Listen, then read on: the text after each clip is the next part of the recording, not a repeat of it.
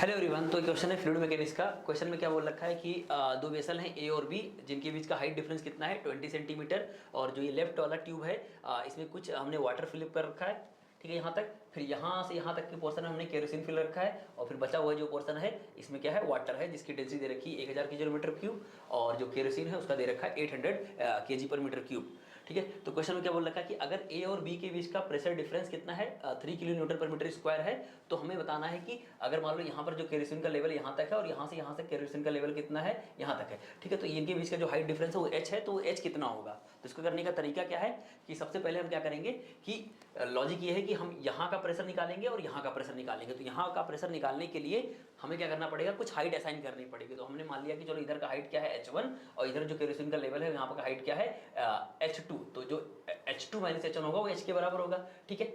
अब ये दे रखा है 20 और हमने यहाँ से यहाँ तक क्या मान लिया, h0 मान लिया, ठीक है। तो ये वाली हाइट कितनी हो जाएगी, तो बोलो सर अगर ये वाली हाइट निकालनी है, ये वाली, क्योंकि इसमें वाटर है, तो ये वाली हाइट निकालने के लिए हम क्या करेंगे, तो बोलो सर h0 में से क्या करोगे, h0 में से ये 0.2 हटाओगे, मतलब ये वाली हाइट घटाओगे, मतलब 20 सेंटीमीटर घटाओगे, और ये h घटाओगे, तो ये वैल्यू आ जाएगी, ठीक है। अब क्या करेंगे, यहाँ और यहाँ का प्रेशर निकालेंगे, यहाँ और यहाँ का प्रेशर निकालेंगे। क्यों? क्योंकि प्रेशर पहले से इन दोनों के बीच का प्रेशर डिफरेंस दे रखा है, ठीक है। तो अब क्योंकि ये दोनों क्या है, हॉरिजॉन्टल लेवल पे है, मतलब ट्यूब हॉरिजॉन्टल है, तो यहाँ और यहाँ का प्रेशर क्या होगा, इक्वल होगा। तो मैंने मान लिया चलो यहाँ का प्रेशर P है, तो यहाँ का भी क्या होगा, P होगा।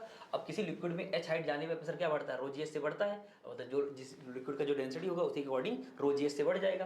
तो हम क्या करते हैं, ये इस पॉइंट का प्रेशर लिखते हैं इसके अकॉर्डिंग।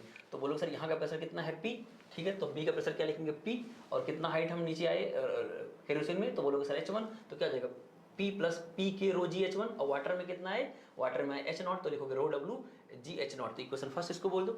ऐसे A पे प्रेशर लिखने के लिए यहाँ का प्रेशर कितना लिखोगे P, तो लिखोगे प्रेशर एट बराबर P, और केरोसिन में कितना है H2, तो लिखोगे P के रो के जी H2, और वाटर में कितना बचा हाइट, तो बोलोगे सर रो W जी H0 माइनस H और 0.2, क्योंकि ये 20 सेंटीमीटर तो मीटर में लिखोगे 0.2। ये इक्वेशन फर्स्ट और ये सेकंड। अब इक्वेशन फर्स्ट में से सेकंड को घटा दोगे तो PV माइनस PA की वैल्यू सॉल्व करके ये आ जाएगी, ठीक है।